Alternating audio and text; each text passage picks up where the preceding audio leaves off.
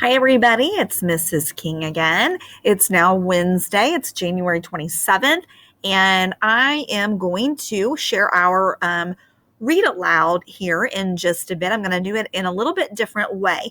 We talked a little bit at the beginning of the week about different genres, and today we're going to explore the genre of a fable. And I have a chart that's going to kind of help us go over it first before we get into an actual book and an actual reading. And then we'll kind of go back and see how it fits this category. And in your mailbox in Epic this week, I've assigned lots of different examples of fables for you to read from, so you can be exposed to lots of different kinds that are out there.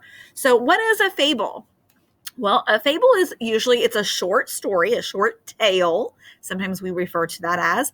It's used to teach what's called a moral. And you see that word in green up there in the chart. A moral is kind of like the lesson to be learned from it. A long time ago, people told fables to children to teach life lessons. And that was kind of their entertainment and their way of teaching their children about the world.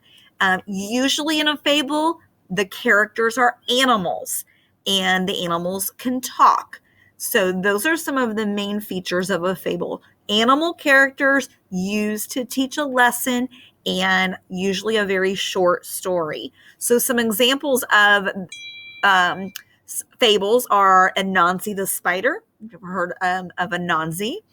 The ant and the grasshopper, the lion and the mouse, the tortoise and the hare, the crow and the pitcher, and the boy who cried wolf. And I believe on Epic you can find examples of most of those to read this week. So I'm going to now go over to another chart real quickly here. Elements of a fable, some other elements.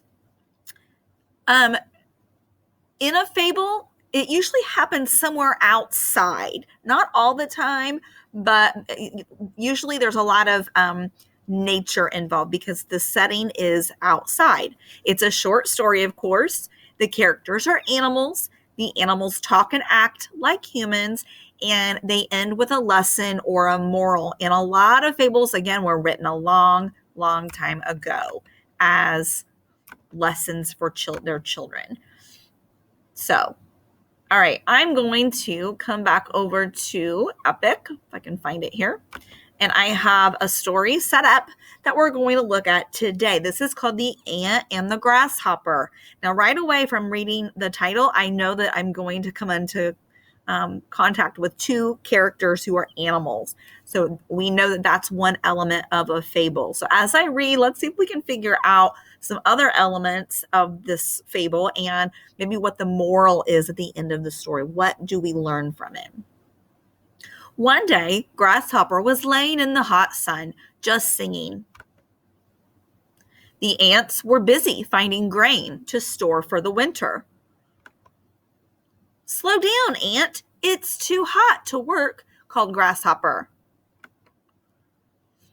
"You should be finding grain for winter too," Ant called back. But Grasshopper paid no attention to Ant's advice. When cold winter came, the ants kept warm and ate their grain. They have a lot stored there for the winter. One cold morning, the ants saw Grasshopper.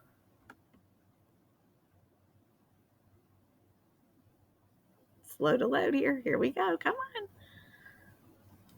What does he say? "May I have some of your grain?" Grasshopper asked. "Where is your grain?" Ant asked Grasshopper. "I was too busy singing to go find any," said Grasshopper.